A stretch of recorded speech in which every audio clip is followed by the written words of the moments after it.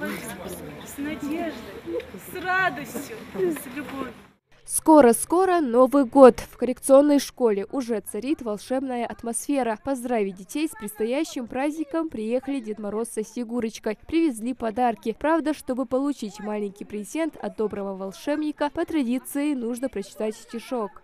Этот праздник каждый ждет для детей, но самый важный, а затем Новый год. Молодец!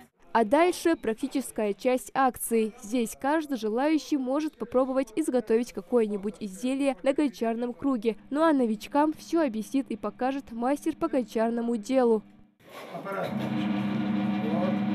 Они все уже примерно первоначальные навыки, они уже умеют это делать. Теперь самая главная часть новогоднего торжества. В этом зале поют, танцуют и получают заряд на весь день не только дети, но и взрослые.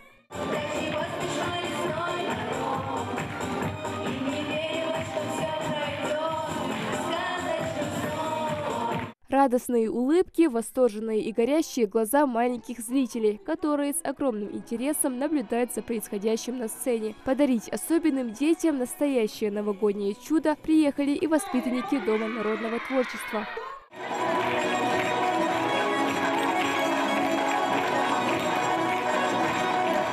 Дети счастливы, а значит, праздник удался. Для них это не просто мгновение, а еще одно теплое воспоминание на всю жизнь.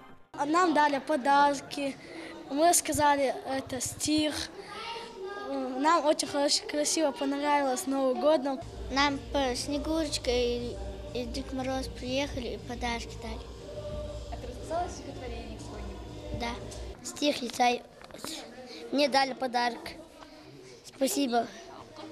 Карандаш, этот цветок бумаг и альбом мне дали. Яркое предновогоднее мероприятие организовано совместно с Домом народного творчества. Всероссийская акция «Дарю тепло» – это праздник, который помогает в непринужденной форме привить правильные жизненные ориентиры.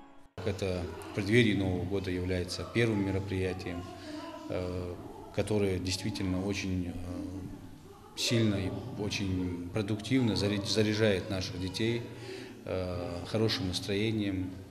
Это социализирует наших детей. Такие мероприятия в Центре непрерывного образования для детей с ограниченными возможностями здоровья планируется проводить и дальше. Малика Измайлова, Асхаб Белакиев, Новости 24.